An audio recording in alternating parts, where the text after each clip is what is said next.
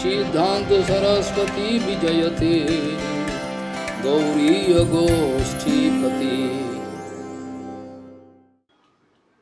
वंदे गुरुपदद्वन्द्वं भक्तबिंदसमन्वितं श्रीचैतन्यप्रभुं वन्दे नित्यानन्दसहोदितं श्रीनन्दनन्दनं वन्दे राधिका चरणोदयं गोपीजनसमायुक्तं बिन्दावनं मनोहरं वाञ्छाकल्पतरुश्च कृपासिन्धुभवच पतितानं पावनेभ्यो वैष्णवेभ्यो नमो नमः। मूकं करोति वाचालं पङ्गुं लङ्घयति यत्कृपातमहं वन्दे परमानन्दमाधवं। वृन्दावै तुलसीदेव वै पिया वै केशवस्य च कृष्णभक्तिपदे देवी सत्त्ववत्त्वयि नमो नमः।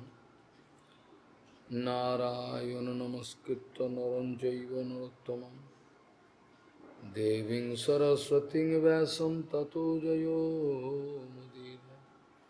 संकीर्तने कृष्ण कथोपदेशे गौरीयपत्रस्य प्रकाशने च सदानुरक्तो गुरुभक्तियुक्तो भक्तिप्रमोदाक्ष जगोद्वरुन् धैर्यं सदा परिभवग्नमभिष्टदोहं तीर्थास्पदं शिवविरिञ्चनु तं शरण्यं वेत्तात्युहं पुनतपाल्भवाद्दिपूतं वन्दे महापुरुषते चरणारविन्दं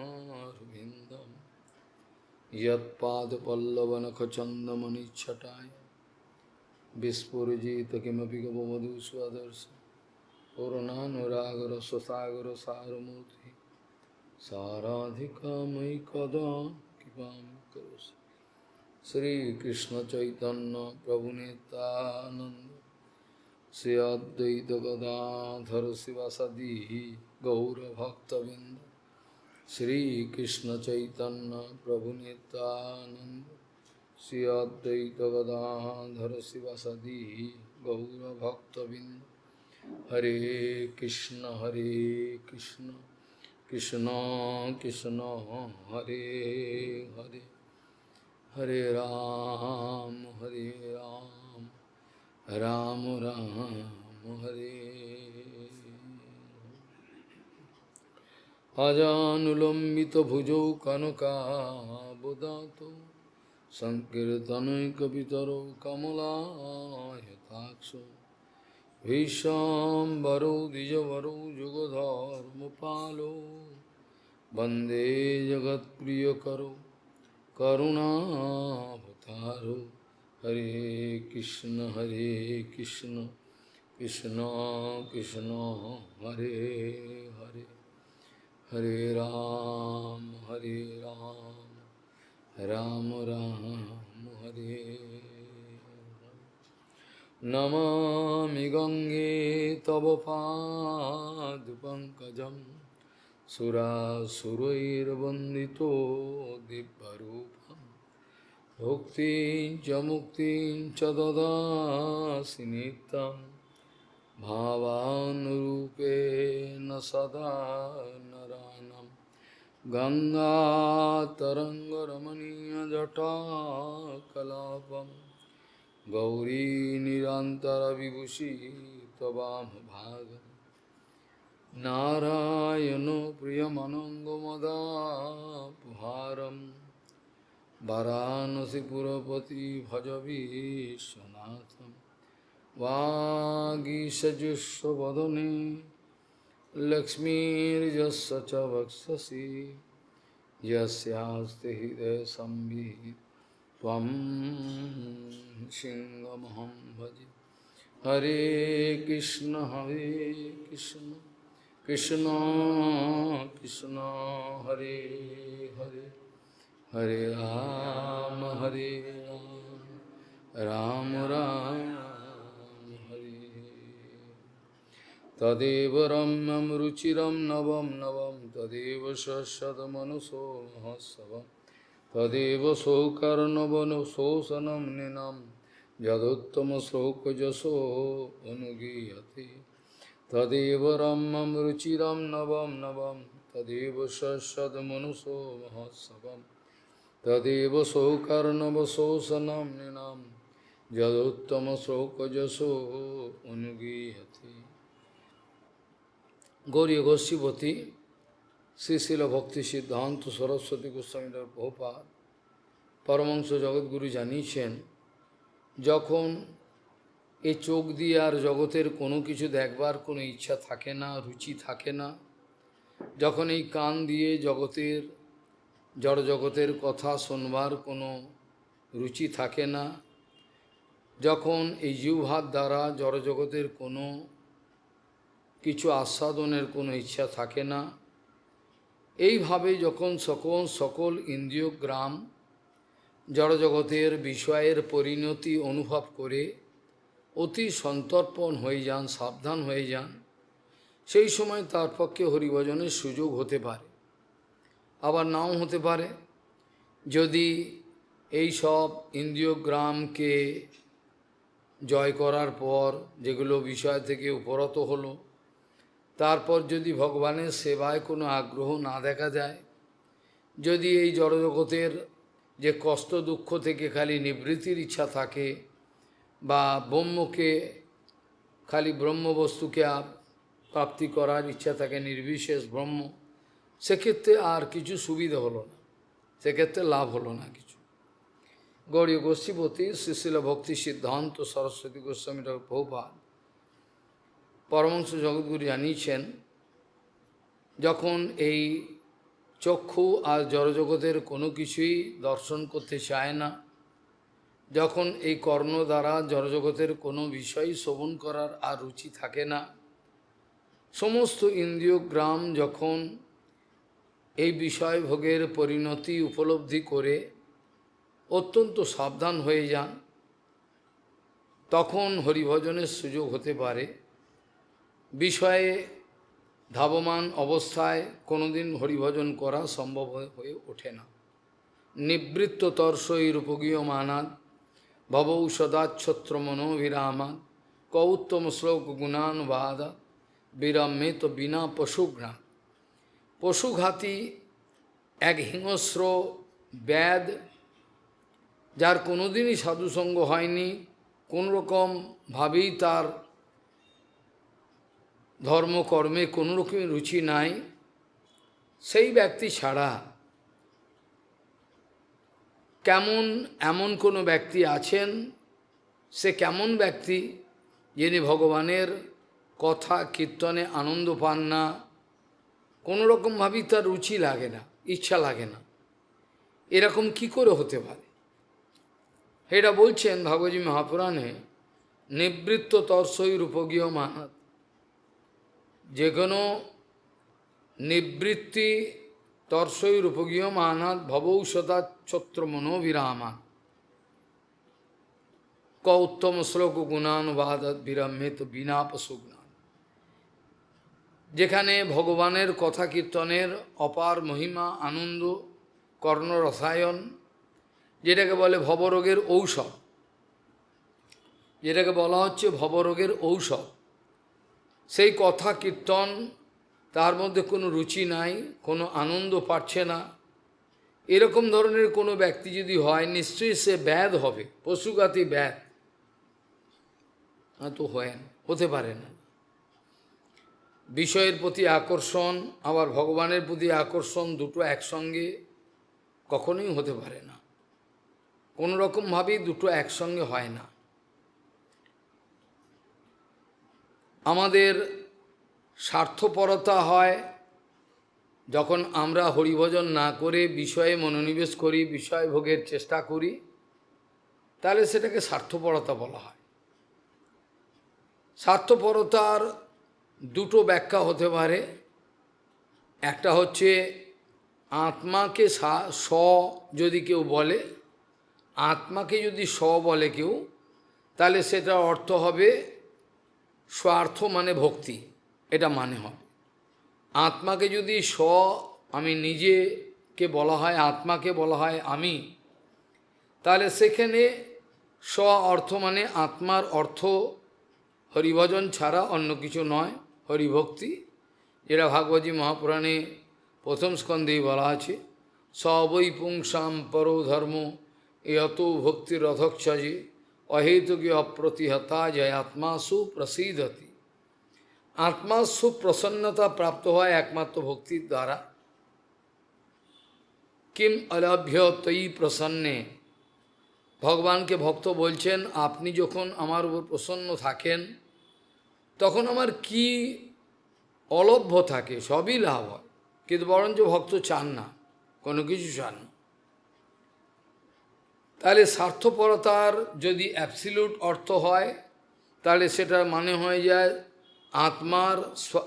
আত্মার যে সম্বন্ধে যে উপকারটা হয় সেটাকে বলে স্বার্থ, নিজের চিন্তা করা, এটা হচ্ছে ভক্তি। আর যদি স্বার্থ বলতে সমাজের বিদ্যদ্রূঢ়ি বৃদ্ধিতে, যেটা আমাদের অবিদ্যদ্রূঢ়ি ব্যক্তিতে ব্যাখ্যা হয়, এরা বলে প্রত্যেক মানুষ নিজের জড় শরীর এবং মনকে আমি বলে। তাহলে সেক্ষেত্রে স্বার্থপরতা বলতে যে নিজের শরীর এবং মন সংক্রান্ত বিষয়ে কেবল হিসাব নিকাশ করে সচেতন থাকতে চান, যেখানে কোনো প্রফিট অ্যান্ড লসের এক বিন্দু তিনি মেনে নিতে রাজি নন, কাউকে কিছু দেবেন না, এইভাবে নিজের স্বার্থ ছাড়া কিছু চেনেন না, অর্থাৎ নিজের শরীর এবং মন, নিজের পরিবার পরিজন, এছাড়া বাইরের কাউর কোনো কিছু তিনি ভাবতে রাজি না, এটাকে বলে স্বার্থপরতা। এটা জগতের অর্থ।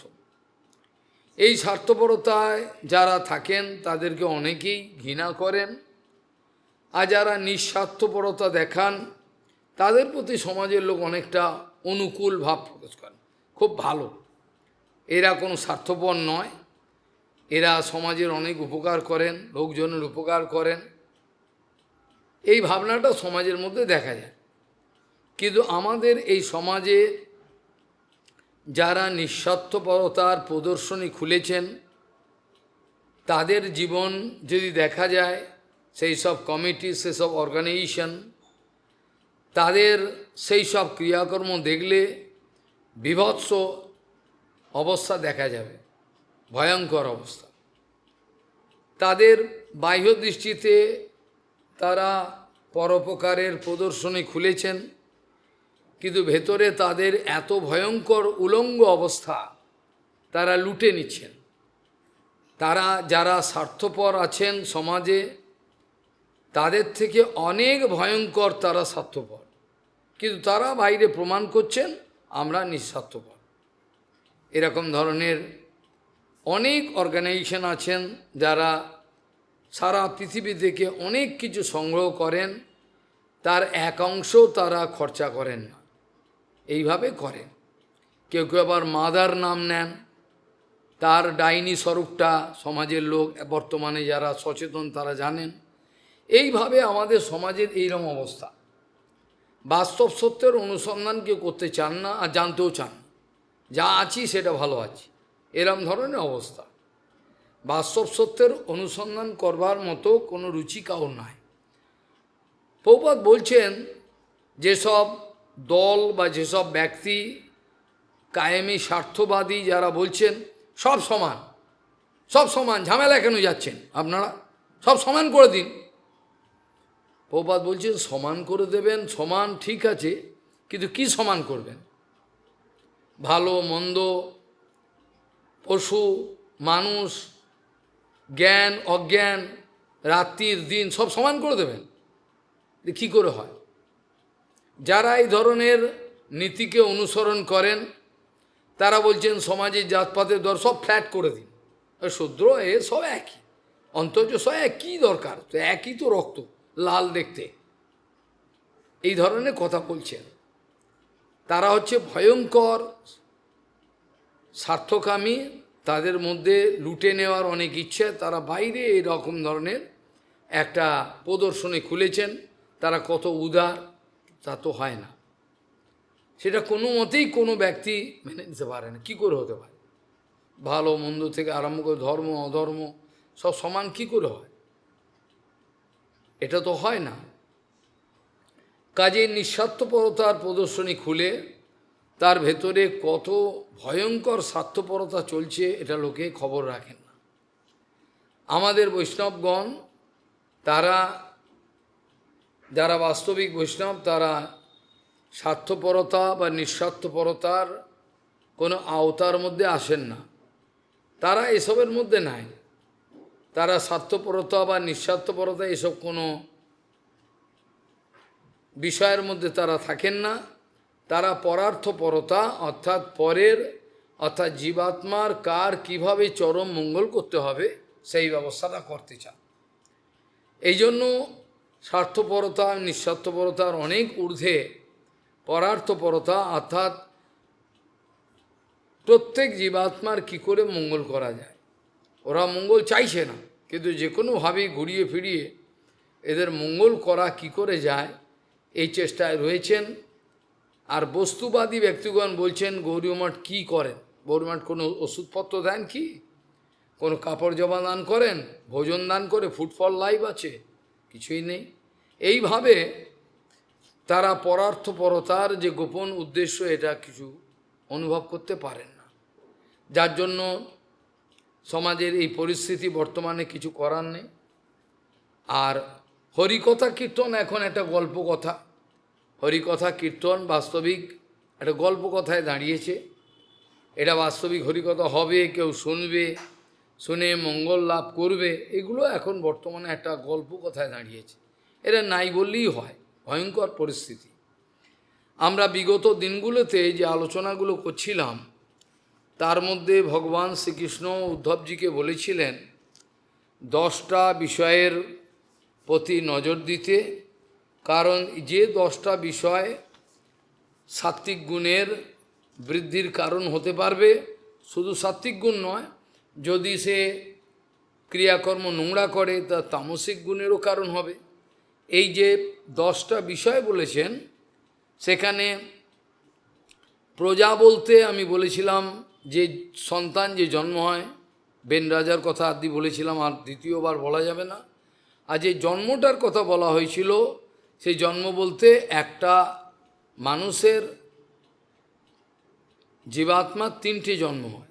একটা হচ্ছে মাতৃগর্ভ থেকে জন্ম, সেটা একটা জন্ম হলো। আর দ্বিতীয় জন্ম হয় যখন গায়ত্রী সংস্কার তার হয়, তখন একটা সংস্কার হয়, তখন সে একটা দ্বিতীয় জন্ম হলো মঞ্জু সংস্কার।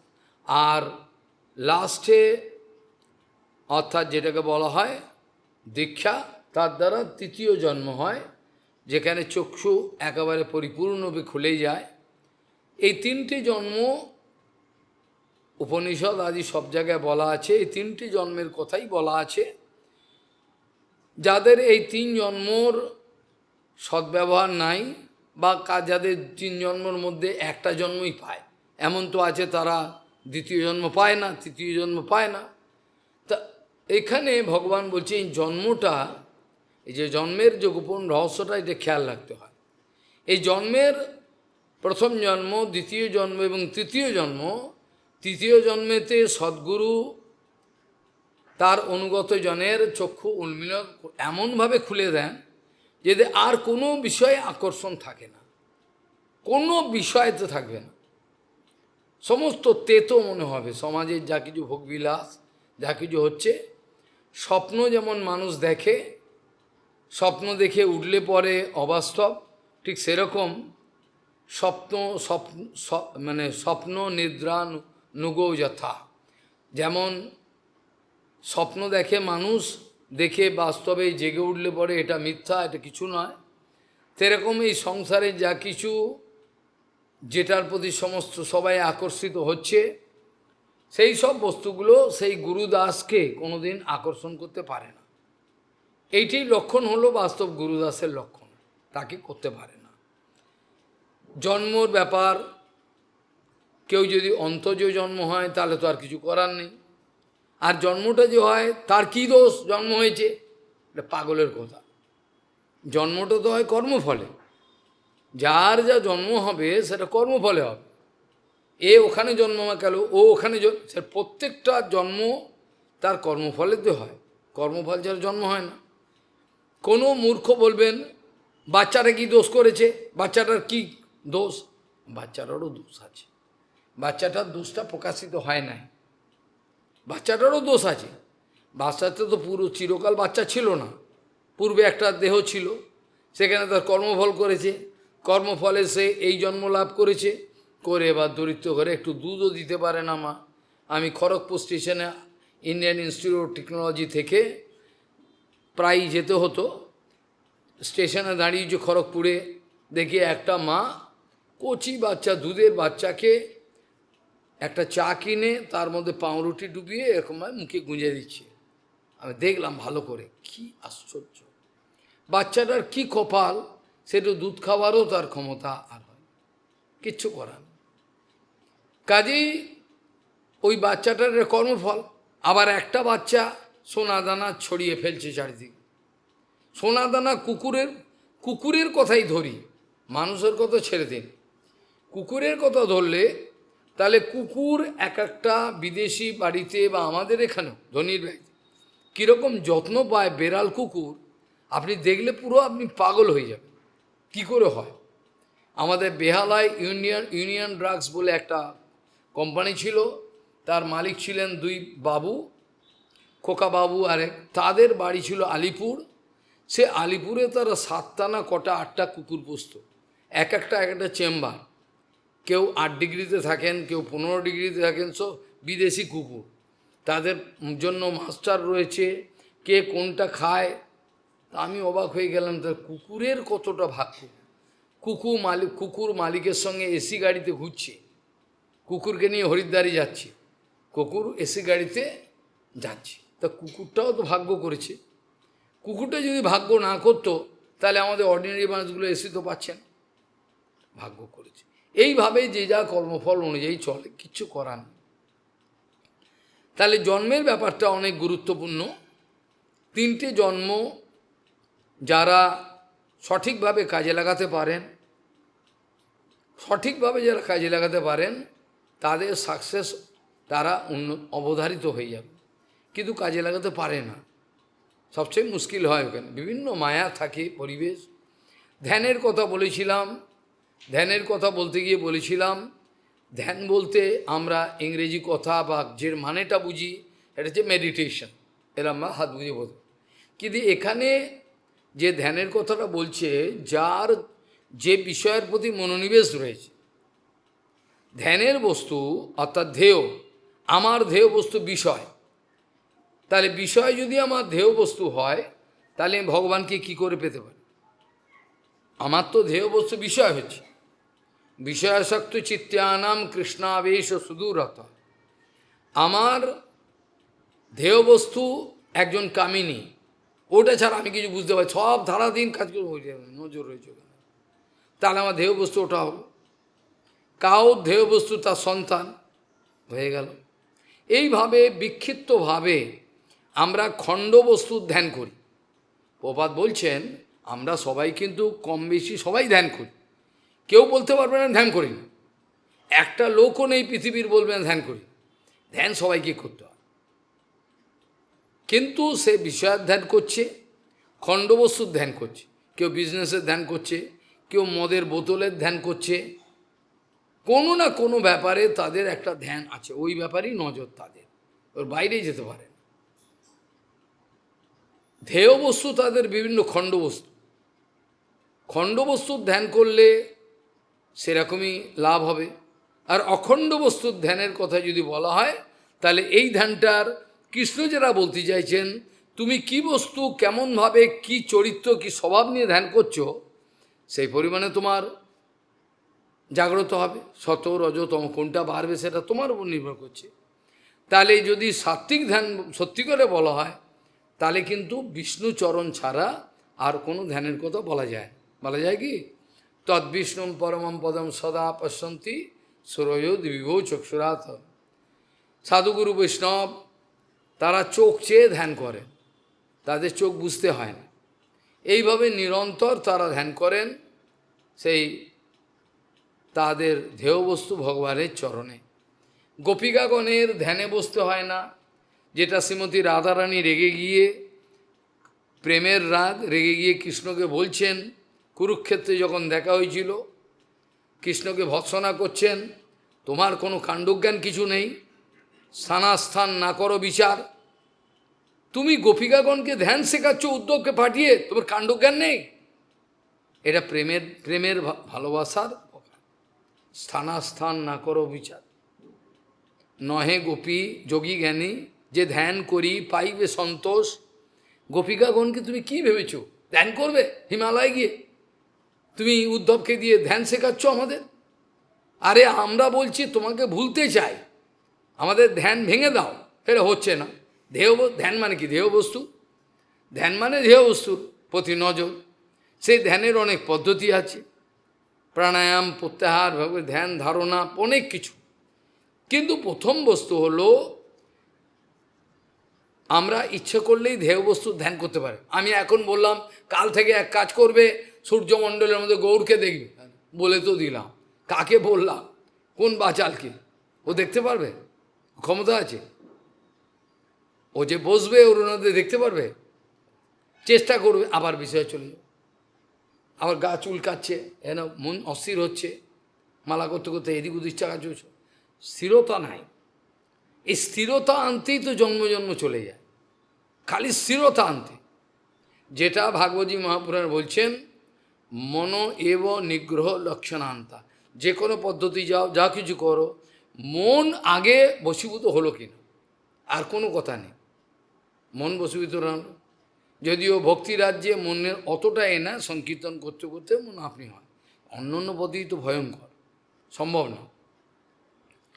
কাজেই দেহ বস্তুর আমি ধ্যান করব বললেই আমি করে নেব, এটা কোনো কথা না। কই পঞ্চপাণ্ডবের মধ্যে দ্রোণাচার্য যখন শিক্ষা দিচ্ছেন, এই দেখো গাছে পাখিটা ঝুলছে, হ্যাঁ দেখতে পাচ্ছ, দেখতে পাচ্ছ? যুধিষ্ঠির মহারাজকে বলছে, হ্যাঁ দেখতে পাচ্ছি, এবার মারো, ভালো করে চোখের প্রতি টার্গেট করো, পাখিটার চোখের প্রতি। এবার ভালো করে মনোনিবেশ করতে বলছেন। দ্রোণাচার্য বলছে, এবার কি দেখছো? পাশে ছেলে পেলে খেলা করছে, অমুক তমুক বলে হয়ে গেল, অনেক কিছু দেখতে পাচ্ছেন আশেপাশে, হবে না। ভীমেরও তাই, লক্ষ্যবস্তু হচ্ছে না। যদি এই উদাহরণটা তাদের ক্ষেত্রে সম্পূর্ণরূপে প্রয়োগ্য না, তাদের কৃষ্ণের প্রতি মনোনিবেশ রয়েছে, কথার কথা বলছি আমি সবই জানি কে কত নেগেটিভ চিন্তা করতে পারে, এটা ভেবে আমি আগে থেকেই উত্তর দিয়ে দিই, কথার কথা। আমি জানি কে কী ভাবে, ওই বিদেশিগুলো বাচ্চাগুলো, আমি ভাবছি না মা যে এই কথা বললো, কি পরের দিন বললেও আমি উত্তর পেয়ে গেছি কথাতে, এরকম অজস্র। কাজেই লক্ষ্যভেদের কথাই বলা হোক এখন বর্তমানে, লক্ষ্যবস্তু অর্জুনের ক্ষেত্রে বলা হওয়ার পরে আবার যে কী দেখছো, বলে পাখির খালি মাথাটা দেখছি আর কিছু না। এখন কি দেখছো? বলে খালি চোখটা দেখছি। এখন কি দেখছো? বলে এখন কি চোখের তারাটা কিছু, এবার মারো। এইটা কথা, কথার কথা বলা। যোগীর ধ্যেয় বস্তুর যদি সঠিকভাবে তার মনোনিবেশ না হয়, তার ধ্যানে কোনো লাভ হবে না, বছরের পর বছর নষ্ট হবে, জীবন বেকার হয়ে যাবে। হয় না, এই চঞ্চল মনকে বশীভূত করে প্রত্যাহার প্রত্যেকবারে চলে যাবে। বলে একবার এরম চলে, আবার মনকে নিয়ে, আমাকে তো বলেছিল এই যে সূর্যমণ্ডলে, আবার নিয়ে এলো, আবার অন্যদিকে যায়। এই করতে করতে হাজার হাজার বার অভ্যাস করতে হয়। আর সঙ্গে সেবার অভ্যাস তো মেন, সেবা না করলে তার মন বশীভূত হয় না। এই করে কোনো না কোনো দিন দেখতে পাবে সত্যি এবার আর কিছু করতে হচ্ছে না, পরিষ্কার দেখা যাচ্ছে সূর্যমণ্ডলের মধ্যে গলানো সোনা গৌরাঙ্গ দাঁড়িয়ে রয়েছে, এইরকমভাবে পরিষ্কার দেখা যায়। এইভাবে গায়ত্রী মন্ত্রে জপের ক্ষেত্রে গায়ত্রী মাতার এটা অত্যন্ত গুরুত্বপূর্ণ। যারা গায়ত্রী হেলাফেলা করে করেন তাদের গায়ত্রী হয় না। গায়ত্রী মাতা তা ধ্যান করা যে কতটা গুরুত্বপূর্ণ, মনকে বশীভূত করা, সংসার থেকে তুলে ফেলার, এটা একটা বিরাট ব্যাপার, বিরাট একটা ব্যাপার। গায়ত্রীর ধ্যান কিছু করতে পারে না। আর ধ্যানের যে মন্ত্রগুলো আছে এটা ওপেনলি বলা যায় না, দেহবস্তু কোনটা, কি বলছেন, প্রত্যেকটার মানে আছে, প্রত্যেকটার অর্থ আছে। আর অর্থ না বুঝে যারা মূর্খের মতো করেন তাদের মুশকিল অর্থ অনুভব করতে। অর্থ সহিত, অনুভব সহিত হলে তো আরও ভালো। অনুভবটা কে দেবে? অর্থও গুরুদেব দেন। এখন মন্ত্র হয়েছে কানে ফুঁ দেয়া, কানটা নিয়ে ফুঁ ব্যাস হয়ে গেছে। কিন্তু আগে মন্ত্র এরম হতো না। মন্ত্র দেওয়ার পর মন্ত্রের অর্থ কি কারণে তুমি পেলে, কি তোমার বিষয়বস্তু, তুমি নিশ্চয়ই সংসারের বস্তু আর ভালো লাগছে না বলেই তো আমার কাছে এলে, নালে কেন এলে? আমার কাছে তোমার আসার কারণ নাকি, তোর তো জগতে অনেক জায়গা ছিল, সেখানে যেতে পারতে। আমার কাছে আসার অর্থ হলো নিশ্চয়ই তুমি পরম বস্তুকে লাভ করতে চাও বলেই এসছো, নাহলে তোমার মাথা খারাপ হয়নি। কি জন্য? তাহলে সেই অর্থ দান করা, অনুভব দান করা গুরুদেবের পক্ষ থেকে যেমন কর্তব্য রয়েছে, শিষ্যের পক্ষ থেকেও কর্তব্য রয়েছে। সেগুলোকে সাদরে অত্যন্ত সচেতনতার সঙ্গে অ্যালার্ট হয়ে সেগুলোকে হেলায় ফেলা, ও যা করছে ও, এদের হয় না, পায় না, আসল বস্তু পায় না, মুশকিল।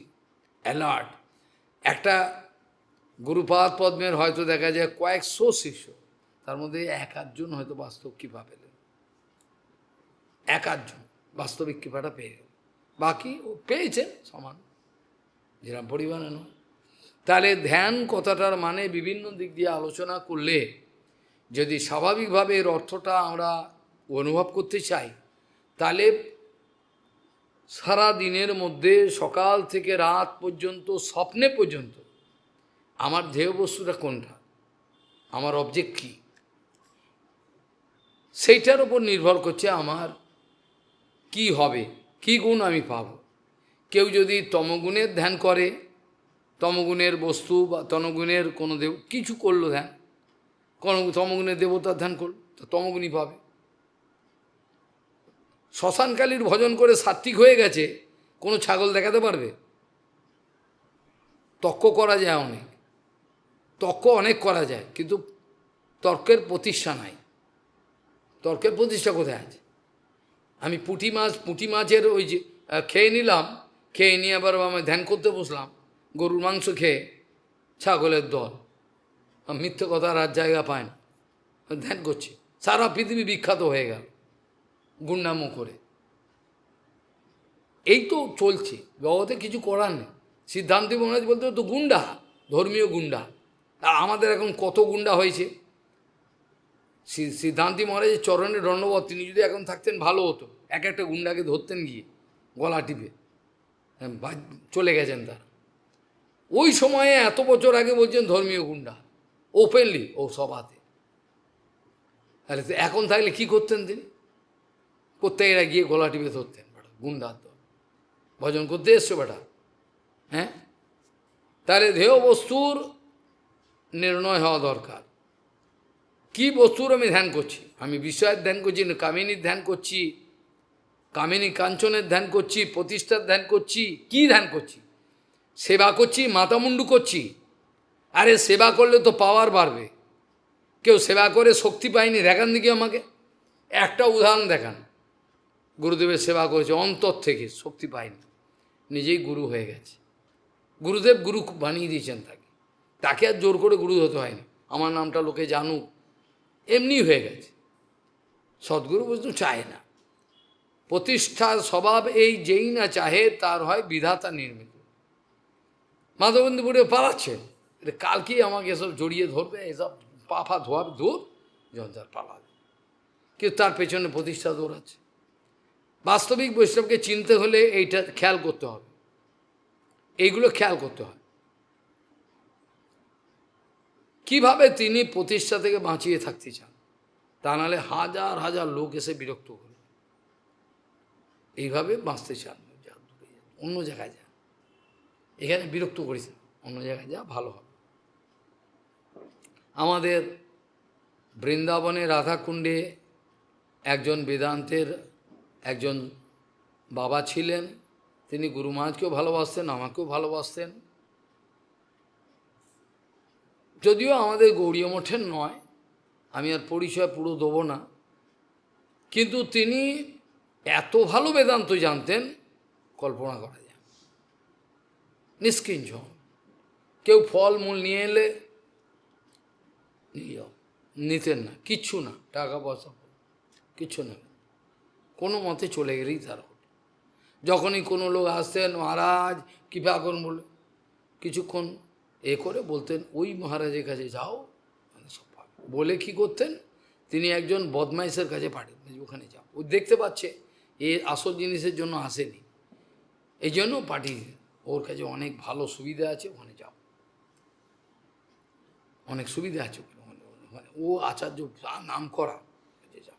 আমি দিই না দীক্ষা ফিক্ষা দিই, হরিনাম দীক্ষা সব দিই না, আমি নিজেই জানি না কিছু, বেদান্ত জানতেন।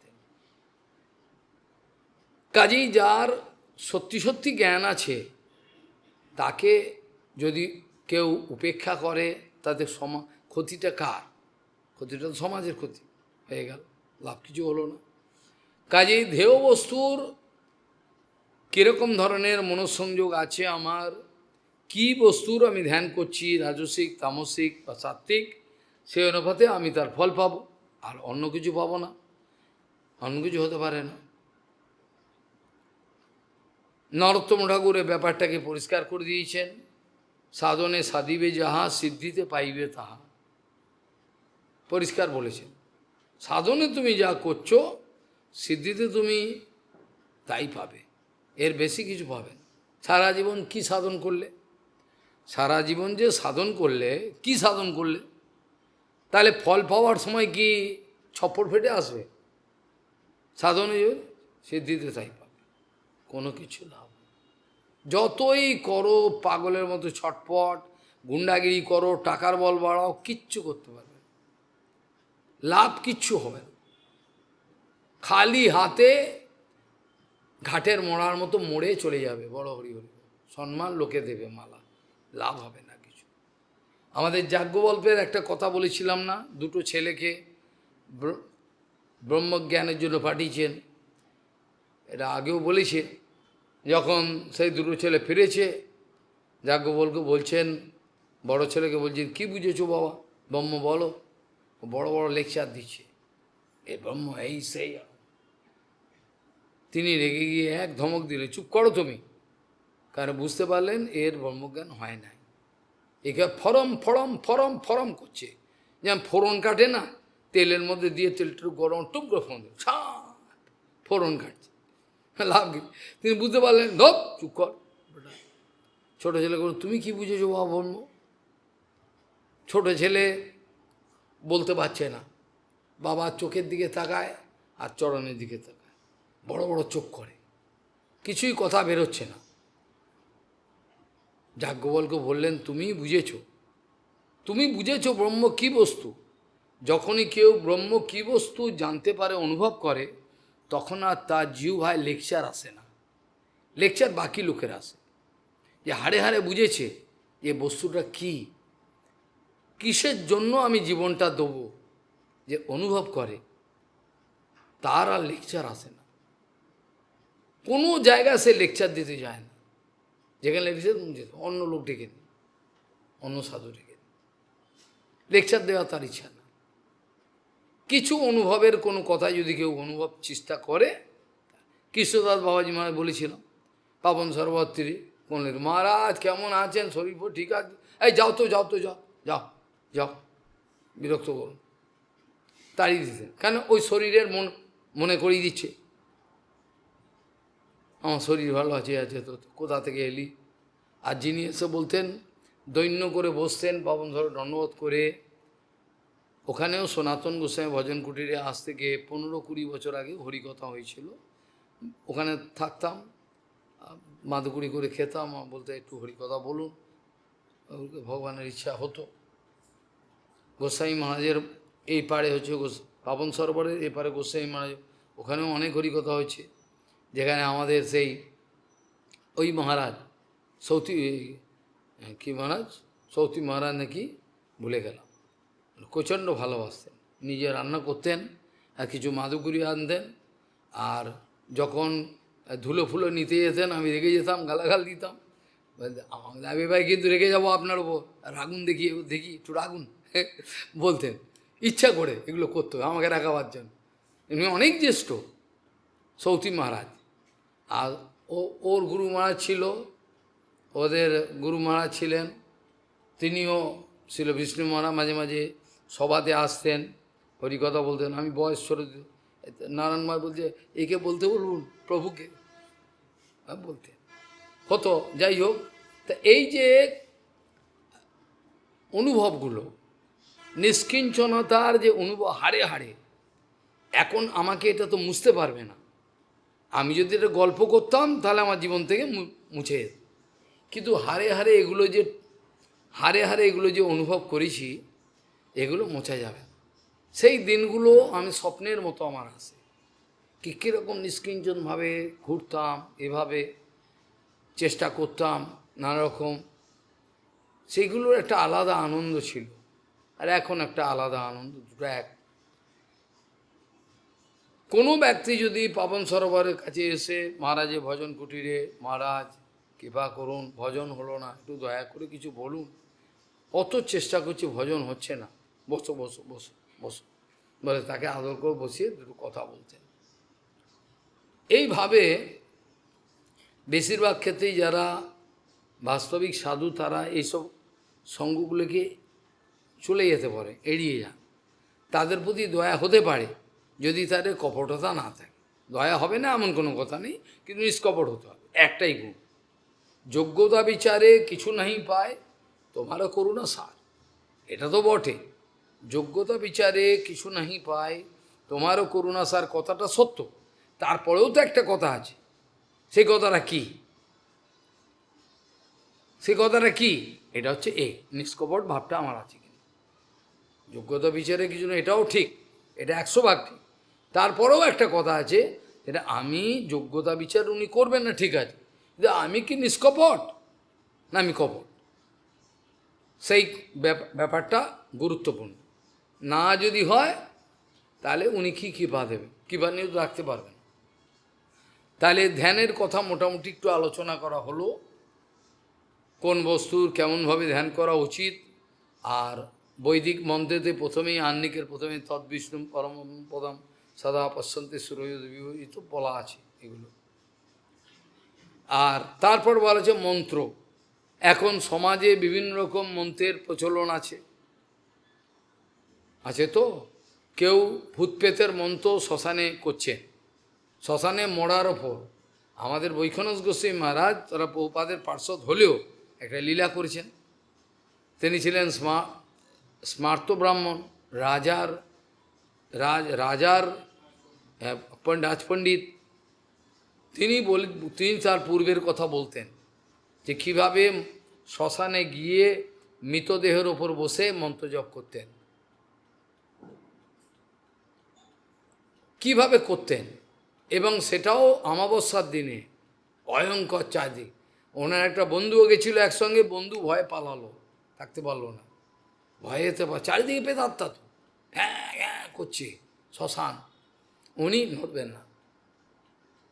কথার কথা বলছি, পরবর্তীকালে তো বহুপাত ছাড়া আর কিছু জানলেন না। তাকেই আবার বহুপাত কী করলেন, নিজের প্রকটকালে তা 6 মাসের মধ্যে সন্ন্যাস দিয়েছেন। 6 মাসের মধ্যে, 6-7 মাসের মধ্যে বন মহারাজ এনাকে তাদের যোগ্যতা বুঝতে পেরেছিলেন। পূর্বে যা হয়েছে হয়েছে, ওটা তো কোনো কথা না। এইভাবে কাজেই মন্ত্র বলতে অনেক মন্ত্র, কেউ কেউ সাপ, কেউ সাপের মন্ত্র, কেউ ভূতের মন্ত্র, সাপ ঝাড়াবার মন্ত্র। আমাদের মন্ত্রশক্তি গুরুমায় আর্টিকেলে লিখেছেন না, নিজের জীবনের কথা বলছেন। গ্রামে ছিলেন, গঙ্গানন্দপুর একটা বাচ্চাকে সাপে কামড়েছে, পুরুস্তুর উপরে গ্রামে কান্না আর একবার রোল। সে একটা ডাকা হলো, সাপ ঝাড়তে পারে সাপের মন, মুসলমান নাকি, তাকে ডেকে সে এবার এলো। এসে গুরু মহারাজ বলছেন 3টে মন্ত্র, বলে আমরা দাঁড়িয়ে রয়েছি দেখছি সব, 3টে কড়িকে মন্ত্র করে ছেড়ে দিল। কড়ি উঠতে উঠতে চলে গেল, উঠতে উঠতে চলে গিয়ে সেই সাপটা যেখানে আছে 3টে জায়গায় কামড়ালো, এখানে আর মাথায় 3টে জায়গায় কামড়ে সাপটাকে নিয়ে চলে এলো। নিয়ে এসে ওই বাচ্চাটা মরে রয়েছে, তার যেখানে কামড়েছে ওখানে গিয়ে বলছেন বিস্তল বিস্তল তোল এখান থেকে, সব তুললেন। ডেবড়া বাবাও এরকম অনেক ঘটনা করেছে, ডেবড়া বাবা। এইভাবে অনেক এরকম। আমাদের ফুলেশ্বর ছিলেন, নাম চেনেন, তীর্থগোস্বামী মাঝে চোখে দেখতে পায় না। ফুলেশ্বর আমার ঘরেতে থাকতো, ভদ্র, কোন নম্র, চোখে দেখতে পায় না, কীর্তন সুন্দর করতো, এখন বেঁচে আছে কিনা জানি না। সে বলছে আমার বাবা মহারাজ পরিমন্ত্র সিদ্ধি করেছিলেন, মানে স্বর্গের পরিদের ডাকবে, পরীরা আসবে, কিন্তু যিনি জীবনে কোনো দিন পরিদের দিয়ে কোনো কাজ উদ্ধার করেননি নিজের। অত্যন্ত গরিব ছিলেন, কিন্তু কোনো পয়সা কড়ি এটা ওটা কিছু চাননি। কোনো ব্যক্তির যদি শুরু হতো, ডাকা গরিব লোক সব নিয়ে গেছে, কন্যার বিবাহ হবে, গয়নাগাটি, কাঁচা বাড়ি নিয়ে চলে গেছে, তখন ওই এই পরিবন্ত বলে যেখানে নিয়ে গেছে সেখান থেকে তুলে নিয়ে আবার ফেরত দিত। পড়ি গিয়ে ওইখানে তুলে নিয়ে আসতো, এসে ফেরত দিত, উঠতে পারে পড়ি। আমরা পড়ি মনে মনে জল, আমরা বলি এ তো বাজে কথা, মিথ্যে কথা নয়, পড়ি আছে। আর জল পড়ি যেতে হবে যে মৎস্যকন্যা, ওটাও আছে সত্য, এরা লুকিয়ে থাকে। এগুলো কোনোটাই ভাগবতে কোনো শাস্ত্রে মিথ্যে কথা নয়, আছে গন্ধর্ব এরা সব আছে। তাহলে মন্ত্র, যে মন্ত্রের জপ করবে সে মন্ত্র হবে। তাহলে মন্ত্র যদি সাত্ত্বিক ভাব আনতে চায়, তাহলে সাত্ত্বিক মন্ত্রের জপ করতে হবে, সে সাত্ত্বিক গুরুর কাছে যেতে হবে, সদ্গুরুর কাছে যেতে হবে। তা নাহলে কেউ রক্ষাকালীর মন্ত্র পেল, কেউ এই পেলো ওই পেলো, ঢাকেশ্বরীর মন্ত্র পেলো, ঢাক বাজাও, এইভাবে হচ্ছে, কিচ্ছু করার নেই। এইভাবে তারা ওই সব মন্ত্র করে নিজেদের জীবনে তমগুণ আরও বাড়িয়ে ফেলছে। এই রাত্রিবেলা ঘুমোতে দেয় না, পুরা রাত ডম ডম ডম বাজাচ্ছে। কালী পুজো কালকে রাত্রে কী হয়েছে, সারা রাত এক ফোঁটা চোখ বিশ্রাম করতে দেয় না। সামনেই তো মাইকও চলছে, ডাম পাঠাচ্ছে, ওই করবে, নবদ্বীপ ধামে রয়েছে, ওইগুলো করবে, কিচ্ছু বারণ করলে শুনবেন, বারণ করলে মারতে আসবে। তাহলে মন্ত্র, যে মন্ত্র সাত্ত্বিক মন্ত্র, এই মন্ত্রের জপ করার বিধান। মন্ত্র, যে মন্ত্রের প্রতি আমাদের আকর্ষণ হয়, যে কোনো মন্ত্র তাহলে হবে না, এটা হয় না। তাহলে মন্ত্র একটা গুরুত্বপূর্ণ ভূমিকা, যে মন্ত্র জপ করলে আমার সাত্ত্বিক ভূমিকায় যেতে পারবো। যারা কম করে সরস্বতী মন্ত্রের জপ করে, কম করে একটু সাত্ত্বিক ভাব পেতে পারে, কম করে সাত্ত্বিক ভাব হতে পারে, পুরো সাত্ত্বিক হবে না, কিন্তু সাত্ত্বিক করতে গেলে একমাত্র বিষ্ণুচরণের ধ্যানই হচ্ছে ভাব। রাম বিষ্ণু বা কেন বিষ্ণু তত্ত্ব, তাদের ধ্যান করাটাই ভালো। এরপরে দ্বিতীয় কথা, এরপরের কথা হচ্ছে শেষ কথা, এটা হচ্ছে সংস্কার। এই সংস্কার নিয়ে অনেক কথা আসতে পারে। প্রথম কথা হলো সংস্কার কি, ইংরেজিতে বলবে রিফর্মেশন। এটা তো আর মানে হলো না, আমাদের সংস্কারের অনেক গভীর মানে আছে। সংস্কার আমাদের দশবিধ সংস্কার আছে, জন্ম থেকে, গর্ভধান, মায়ের গর্ভধান থেকে আরম্ভ করে কখন করবে, কি সময়, এখান থেকে একবার সে মৃত্যু হওয়ার পরে শ্রাদ্ধ। তাহলে সমস্ত এই 10 প্রকারে বাচ্চা জন্মাবে, জাত সংস্কার হবে, তারপরে তার সময় হয়ে গেলে মা এবং নাপিত আসবে, জাত সংস্কার হলো, নাভি কাটবে, সব কিছু করে গঙ্গা স্নান করবে, বিছনা ফেলে দেবে, অনেক কথা।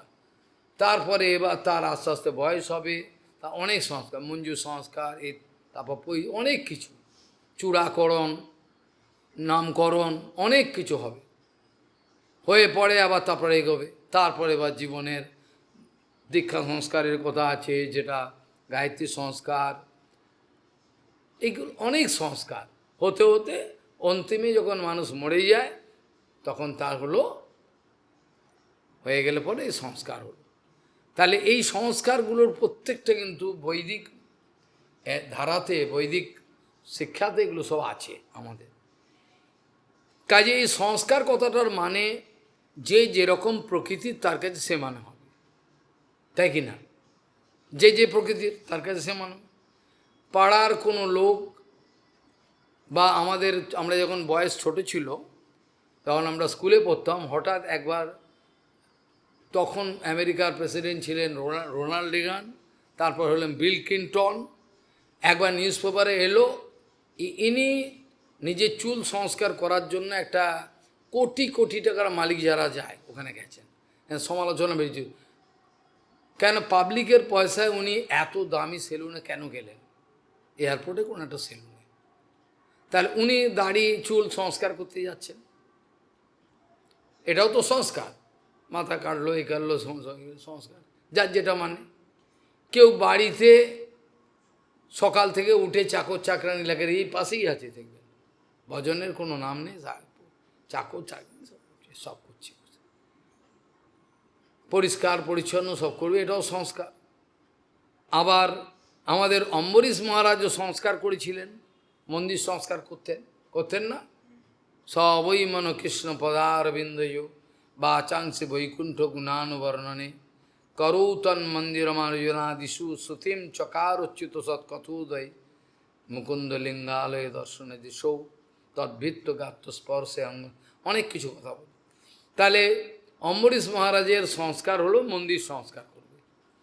কিছু কিছু লোক আছেন তারা এই দেয়ালিতে ব্রজমণ্ডলে যদি দেন বেশিরভাগ রাজস্বিক গুণাবলীর লোক, যেই দীপাবলি হলো ঘর সংস্কার একটু কলি করে দিল, রং করে দিল, একটু যেগুলো ফটো ছিল না ফটোগুলোকে এবার গিয়ে বট গাছের তলায় রেখে এলো, যার যার নিয়ে নতুন ফটো আনবে, ওদের নিয়ম।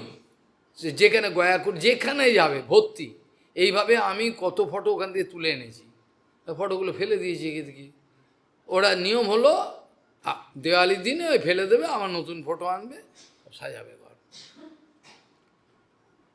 কেউ কেউ ঘরে পাথর লাগানো রয়েছে, সেই পাথর ভেঙে দিয়ে আবার নতুন গ্রানাইট পাথর লাগাবে। হ্যাঁ এই তো হয়েছে। আমি যেখানে কথা বলতাম জলন্ধরে একটা মন্দির, সেখানে তীর্থ গোস্বামী মহারাজও যেতেন আর ভারতী মহারাজও যেতেন, আমার হরিকথা বলতে হতো। ধীরে ধীরে তাদের অবস্থা এমন হয়ে গেল, তোরা চলে গেলেন জগৎ থেকে, বা তামসিক রাজসিক অবস্থা, কিছু করার নেই। কোনো সেট ব্যক্তি 50 লাখ টাকা দিয়ে দিল মন্দিরকে ডোনেশন, ওই টাকাটা কী করবে ওরা জানে না। কি করলো, এই 3 বছর আগে গ্রানাইট পাথর লাগিয়েছিল, বলে এটা ভেঙে ফেলে দে, নতুন পাথর লাগা। নতুন পাথর 3 বছর হয়নি, ভেঙে গুঁড়ো করে ফেলে দিয়ে আবার নতুন। টাকাগুলো কোথায় রাখবে, টাকা রাখার তো জায়গা নেই, সৎ ব্যবহারে জানে না। ওদের বলার ক্ষমতা নেই শ্রীজি বাবা কি করলেন, ওদের বলার তো ক্ষমতা নেই। কেন শ্রীজি বাবা অন্তত স্কুল খুললেন, কত স্কুল, ডক্টর, তুই কি করেছিস? তুই যে বিদেশ গেলি, কোটি কোটি টাকা আনলি, তুই তো লুকিয়েছিস আন্ডারগ্রাউন্ড ওয়ার্ল্ডে। তো শ্রীজি বাবার কথা বলার তো অধিকার নেই। ইনি তো ব্রজের মন্দিরের মধ্যে অজস্র স্কুল, কলেজ, হসপিটাল অনেক কিছু খুলেছেন। মথুরা ঢুকতেই আকাশবাণীর সামনে বাঁ দিকে দেখবে। সমালোচনা করাটা সোজা, নিজের জীবনে কি করলে সেটা কোনো। তাই এই সংস্কারটা একটা ভাস্ট ব্যাপার। সংস্কার না হলে, যদি ব্রাহ্মণ পরিবারেও কেউ জন্ম হয়, বাস্তবিক ব্রাহ্মণ, যেমন আমি গোপাল ভট্ট গোস্বামীর কথা বলছি, তিনি তো আর লোক দেখানো ব্রাহ্মণ পরিবারে জন্মাননি, তিনি বাস্তবিক ব্রাহ্মণ, একেবারে সনাতন রূপ, ওরা তো বাস্তবিক ব্রাহ্মণ পরিবারে, নকল ব্রাহ্মণ পরিবার নয়। কিন্তু হলেও লেখা রয়েছে যে যতক্ষণ পর্যন্ত কেউ না তার গায়ত্রী সংস্কার না হবে, ততক্ষণ শাস্ত্রের মধ্যে অধিকার তার হবে না, শাস্ত্রের অধিকার হবে না। আগেতে জন্মাবার পরে আস্তে আস্তে বড় হবে, শাস্ত্রের গভীর অর্থ, যে শাস্ত্রের গম্ভীর বিষয়, এগুলো পরে বলা হবে। আগে শাস্ত্রের ব্যাকরণ এগুলো পড়ো, অধিকার নেবে। যতক্ষণ জনৈ সংস্কার না হবে, ওকে ওইসবের মধ্যে অধিকার দেয় না। এখনও দক্ষিণ ভারতে আছে অনেক জায়গায়, এরা মানে না, এরা মানে না। কাজেই বলছেন জন্মনা জায়তে শূদ্র সংস্কারাৎ দ্বিজো ভবেৎ। জন্ম হলে প্রত্যেকেই জন্মে, মনু মহারাজ বলছেন যে জন্ম যার হয় প্রত্যেকেই শূদ্র, যে বংশেই যে জন্মগ্রহ শূদ্র। কিন্তু সংস্কার হলে পরে দ্বিজ হবে। দ্বিজ মানে দ্বিজন্ম, সংস্কার আর দ্বিজ হবে।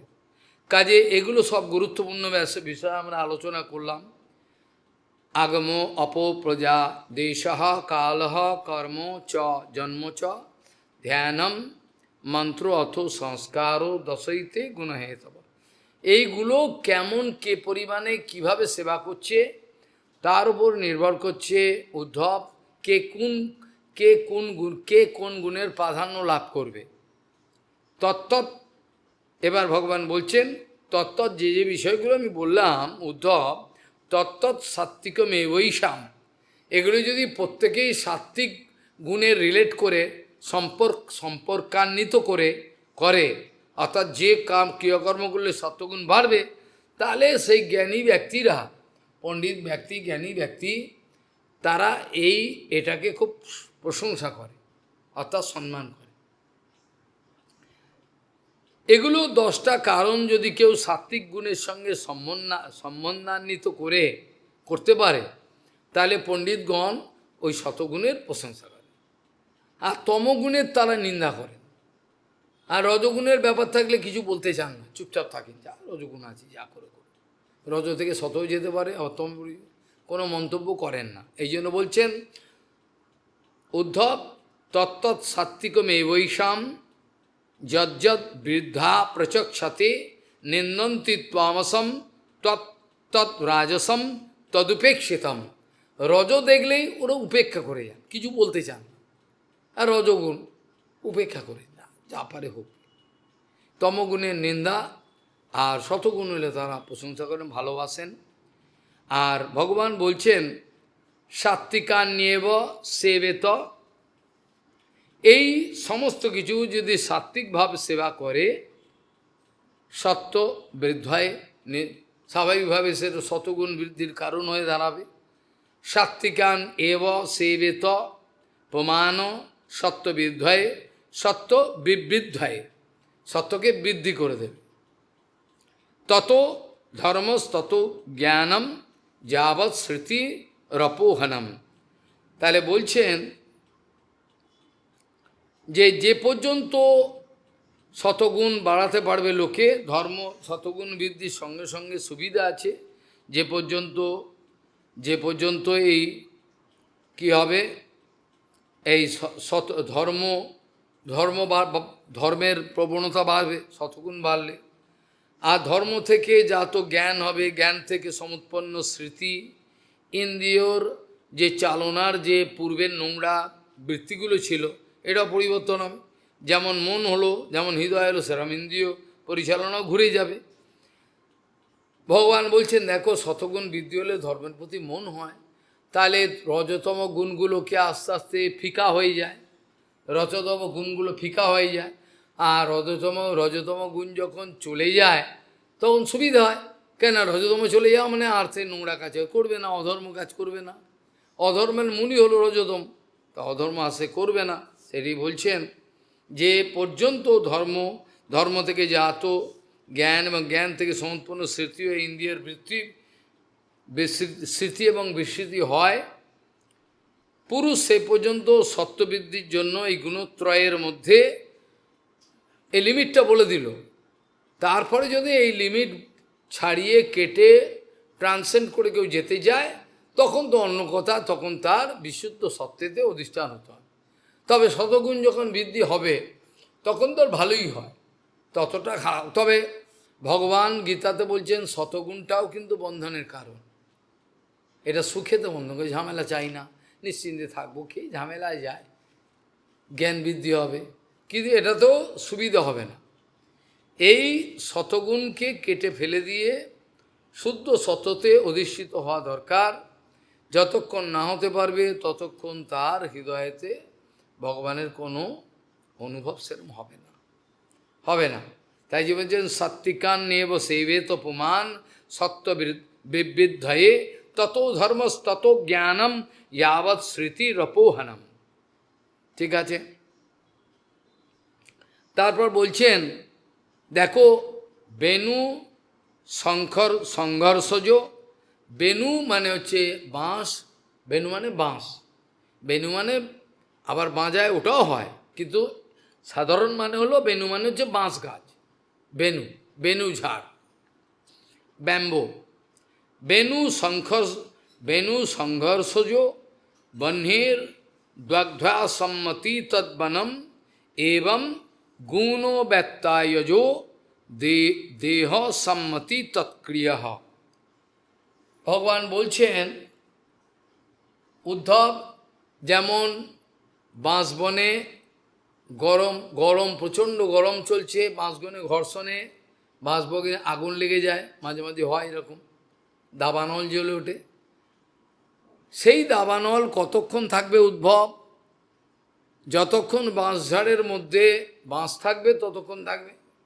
এই পর্যন্ত বাঁশঝাড় আছে, তা বায়ুর অনলের সঙ্গে বায়ু যদি যোগ হয়, বায়ু হচ্ছে আগুনের বন্ধু, যত বায়ু হচ্ছে অনলের বন্ধু, বায়ু যেই আসবে অনল বাড়বে, তো বেড়ে সেই বনটাকে লেলিহান শিখা বিস্তার করে সেই বনকে একবারে পুড়িয়ে ছাই করে দেবে। উদ্ধবকে ভগবান বলছেন, তাহলে এই যে বেনু সংঘর্ষজ, বেনু সংঘর্ষজ যে আগুন উৎপন্ন হলো উদ্ধব, কতক্ষণ থাকবে জানো? যতক্ষণ এই বাঁশঝাড় আছে, বাঁশঝাড় সব পুরো শেষ হয়ে গেলে বা আগুন নেই, আর আগুন বাঁশঝাড় নেই, আগুন কোথায় পাবে? ঠিক সেরকম তোমার শতগুণ যখন বৃদ্ধিপ্রাপ্ত হবে, ধীরে ধীরে বৃদ্ধিপ্রাপ্ত হতে হতে যদি কোনো তমগুণ ও রজগুণ একটু উঁকি মারতে চায়, সঙ্গে সঙ্গে শতগুণ বেড়ে দেয়, চোখ। এই উদাহরণটা দিচ্ছেন কি গুরুবর্গ কেমন? বলছেন কোনো একটা গৃহস্থের বাড়িতে শীতকালে লেপ মুড়ি দিয়ে সব শুয়ে রয়েছে, আনন্দে, সুখের ঘুম, লেপ মুড়ি দিয়ে শুয়েছে। এবার গৃহস্থের যে মালিক, যিনি গৃহের কর্তা, কোনো মতে তার কোনো বাথরুমে যাবে, কী হবে, কোনো একটা হয়েছে, সেই দেখে আওয়াজ হচ্ছে, কে একজন ঠুকছে, কিছু ভাঙছে, এই কে রে? আমি চোর পালালো, সঙ্গে সঙ্গে দৌড়ে 11 সব। ঠিক এই উদাহরণটা দিয়েছেন, যখন কোনো গৃহস্থের বাড়িতে কেউ বিশ্রাম কোনো মতে জানে না, কিন্তু যদি গৃহের মালিক বা কেউ যদি হাঁকড়াক করে, এই কে রে, তাহলে সে পালাবে, চোর তো থাকতে পারবে না।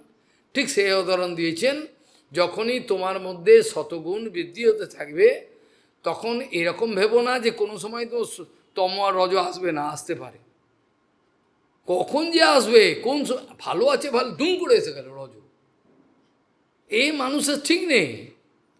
ভালো আছে, দেশ দিন কতক ভালো গেল, দুম করে রজ এবার চাগিয়ে উঠল মাথায়, এবার রজ।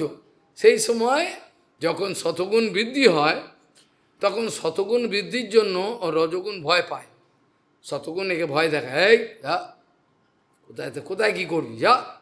রজগুণ আর শতগুণ যেমন গৃহস্থ হাঁকডাক করলে পরে আর চোর পালিয়ে যায়, সেরকম চোরের মতো শতগুণ এবং রজগুণ ঢুকবার চেষ্টা করবে, ভালো খাওয়ার মাধ্যমে, লোকের মাধ্যমে প্রতিষ্ঠান ঢুকবে। তারপরে যদি সে শতগুণ বৃদ্ধি পায়, সে যদি না পাত্তা দেয়, তাহলে সে পুড়ে গেল, শতগুণের দ্বারা রজতম বিদায় নিল চিরকালের মতো, আর তাহলে কি করবে? কিছু করতে পারবে না। ভগবান এই কথাই বলছেন, বেনু সংঘর্ষজ বহ্নির দগ্ধ্বা সম্মতি তদ্বনম, এবং ঠিক এইভাবে গুণ ব্যত্যায়জ দেহ সম্মতি তৎক্রিয়া। কোনো দিন তোমার এই ভজন করতে করতে যদি বাস্তবিক সত্যিকারের গুরু বৈষ্ণবে ভালোবাসা থাকে, নিষ্কপটভাবে যদি ভজন করে, যেরমভাবে বলছে, তাহলে শিগগিরই সে আবিষ্কার করবে তার শরীরের মধ্যে, মনের মধ্যে রজতম গুণের যে খেলা চলছিল, ভেলকিবাজি, সব পুড়ে ছাই হয়ে গেছে, আর নেই, আর একটাও বিরক্ত করতে পারছে না, এক বিন্দু তাকে কোনো পীড়া দিতে পারছে না, সে সব পালিয়েছে ভয়েতে। ঠিক এই কথাটা বলছেন উদ্ধবজি মহারাজ। এবার ভগবানের কাছে প্রশ্ন করছেন যে বিষয় যে বিপদের কারণ, সবাই তো মুখে কপচায় পায়রার মতো, বকম বকম করে বলে না, হ্যাঁ, কিন্তু সেই পেছনেই তো দৌড়ায়। লেকচার দেওয়ার সময় বলবে, বিষয় বিষ, আর বলো না। আরে ছাগল ওই বিষেই দৌড়াচ্ছে সে। মুখে বলতে ভালো লাগে, হ্যাঁ, ভালো লাগে না? শঙ্করাচার্য লিখেছেন বিষয়ের ব্যাপারে, আমাদের ভক্তিবিনোদ ঠাকুর লিখেছেন, সবাই লিখেছেন, কিন্তু লিখলে কি হবে, ওই ওই পর্যন্তই থাকে লেখা, অনুভব হয় না।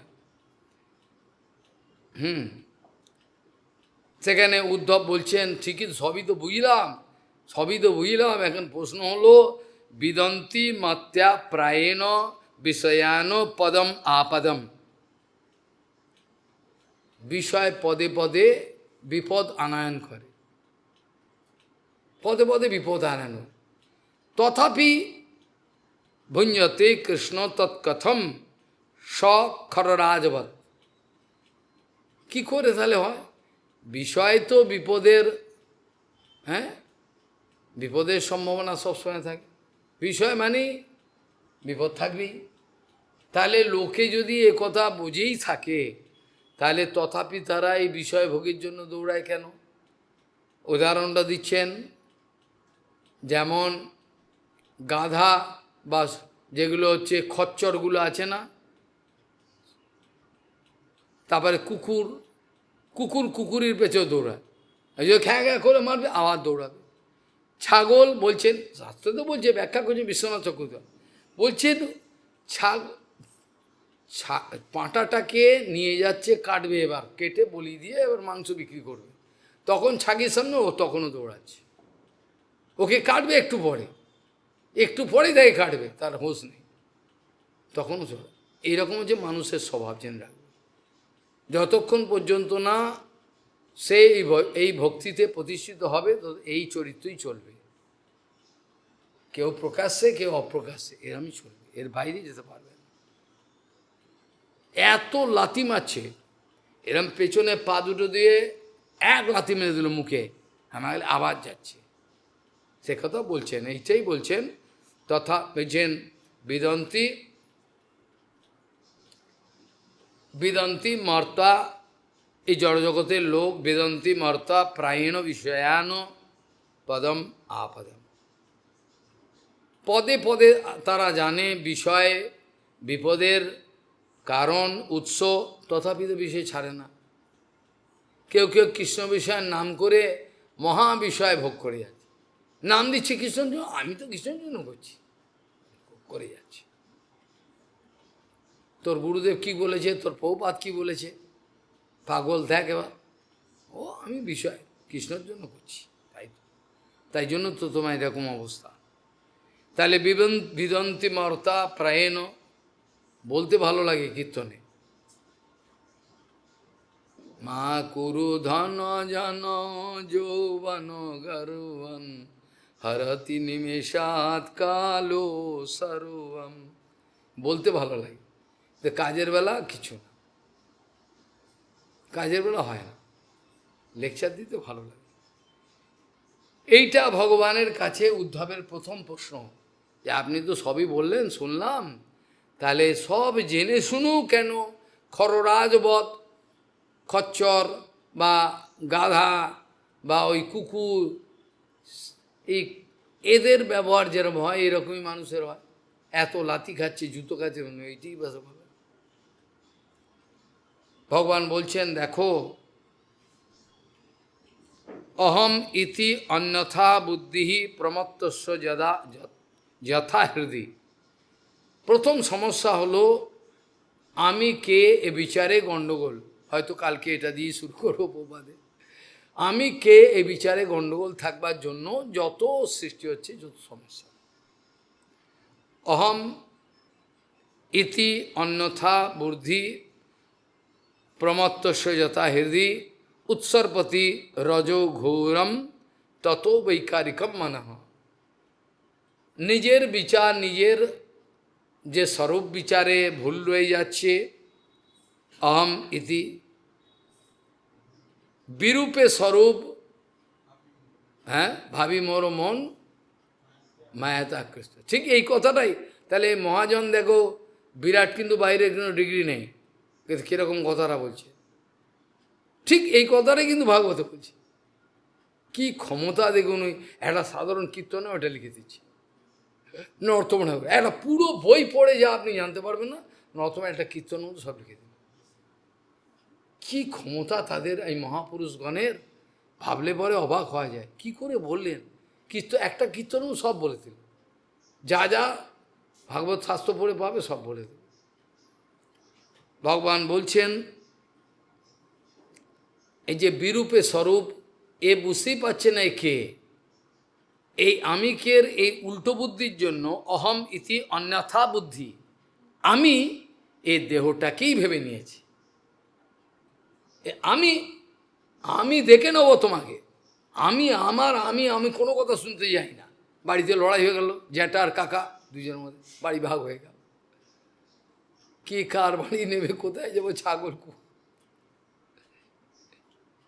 যস্যাত্মবুদ্ধি কোনোপেতি ধাতুকে সধিক কলত্রাদিষু ভৌম ইত্যাদি, কালকে আলোচনা করা, কখনো কখনো মরে এসে যায়। কাজেই এই যে কথা ভগবান বলছেন, দেখে এই শরীরেতে আত্মবুদ্ধি, মোটা সোটা শরীর, সুন্দর লম্বা চওড়া, এইটা আমি, এই বুদ্ধি হওয়ার জন্য তাদের বুদ্ধি ঘুরে যায় অন্যদিকে, তারা প্রমত্ত হয়ে পড়ে। প্রমত্ত আর অপ্রমত্ত, অপ্রমত্ত অ্যালার্ট, অপ্রমত্ত মানে কি, অ্যালার্ট থাকবে সব সময়। একটা ব্রহ্মচারী উপর নিচ চারিদিকে অ্যালার্ট, এত অ্যালার্ট থাকে, যেটা মার্শাল আর্টেও এত অ্যালার্ট থাকবে না। মার্শাল অ্যালার্ট থাকে, আমি দেখা গেছে পেছনে মারতে হবে ঠিক বুঝতে পারি, ঠাক উল্টে গিয়ে পেছনে মারতে আসছে ও বুঝতে পারে মারতে। তাহলে একটা ব্রহ্মচারী সন্ন্যাসীর কতটা অ্যালার্ট থাকতে হয়, কোন দিক দিয়ে বিপদ আসতে পারে, বিপদ আসেনি, আসলো কোথায়, আর আসতে না আসলো, আসতে পারতো তো, সেই জন্য সুযোগ দেন না, এত সাবধান। আজকেই দুটো বাচ্চা যেমন লাস্টে মিষ্টি দিচ্ছি, বলো 5 মিনিট আগে হরিকথা শেষ করলাম, মিষ্টি বিতরণ করছি, বাচ্চা দুটোকেও ওরা সব রয়েছে, আমি বাচ্চা দুটোকে বললাম, দেখ আমি সন্ন্যাসী, তোদেরকে জড়িয়ে ধরতে পারবো না, চুমু খেতে পারবো না, বুঝলি, মনে কিছু করিস না, এরকম চুমু খে, চুমু খেলা, ওরা সব হেসে উঠলো, এইভাবে চুমু দিলাম তোকে, আমার উপায় নেই, আমি ধরতে পারবো না, নিয়ম নেই। ও আনন্দে একেবারে আটখানা, বাবা চুমু দিয়ে।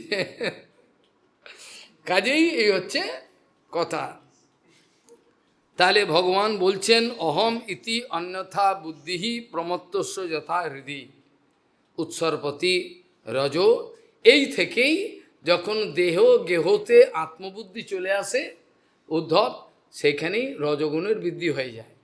আমি আমার, বুঝবে না আবার, আমি আমার বৃদ্ধি হলো, তখন রজগুণের, যখনই রজগুণের বৃদ্ধি হবে উদ্ধব, তখনই মনের বিকার স্বাভাবিক হবে।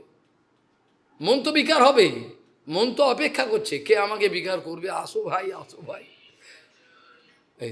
এইভাবে উৎসর্পতি রজ, তখন কি হয়, অহম ইতি অন্যথা বুদ্ধি প্রমত্তস্য যথাহৃদি উৎসর্পতি রজ ঘোরম, তখন রজগুণের বৃদ্ধি বা ঘোর রজগুণ চলে আসে, তখন তার মনের বিকার হবে।